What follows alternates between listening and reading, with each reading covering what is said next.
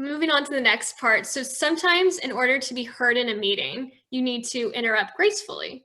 So what would be the best way to gracefully interrupt during a video meeting with your peers or leadership? Dethra, what do you think? The good thing is, depending on what platform you're on, but most of them all have these tools. So interrupting is almost easier than it was when we were face to face, because you have these raise your hand tools, you have the chat function, you have all of these things that allow you to let everyone in the meeting know that you have something to say. And on Zoom, a big, like if you put your hand up, a big blue hand goes over your picture and everyone can see that you have something to say. And even like that, without even pressing the raise hand feature in Zoom, when I did this, everyone can see, oh, Detra's hand is up. She has something to say. So it's almost easier than it was before. I don't have to worry about talking over anyone or interrupting or hoping someone else will jump in before I do. I just raise my hand or type in the chat, hey, I have something to say when they're finished. And it's so easy.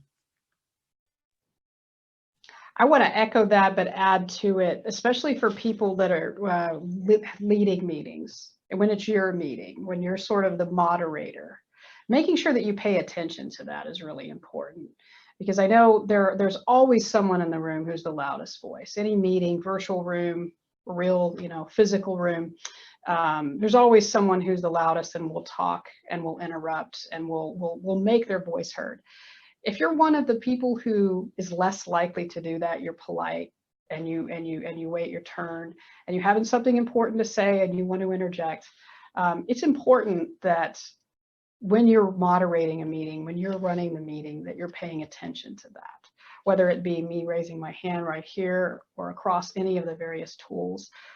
It's such an important tool to be able to take advantage of, to make sure that you are hearing everyone that has something to say and has something to add to the conversation. I love it. I'm going to jump on and add to, right on in line with the whole leading your meeting. So set the expectation, set the expectation right up front.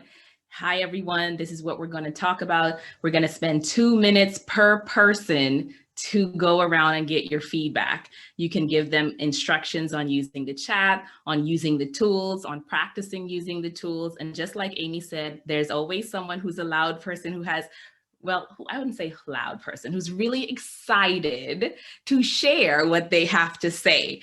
And so setting expectations right up front, it just makes it easier for everyone. You want to think about over communicating because in a virtual space, sometimes people's internet connectivity may be different. So they may miss certain things when you are actually communicating. So make sure that you have those things in the chat. You drop that in the chat, but you also use that verbally to say, this is what we're going to do. These are the expectations.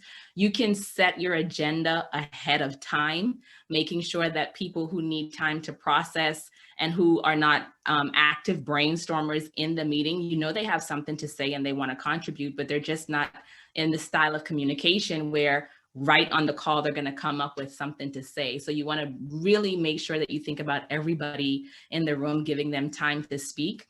And at the very least, if you're the host, you can always mute them. They talk too long. Oh, I'm sorry. I didn't know. I'm just kidding, but you can mute them.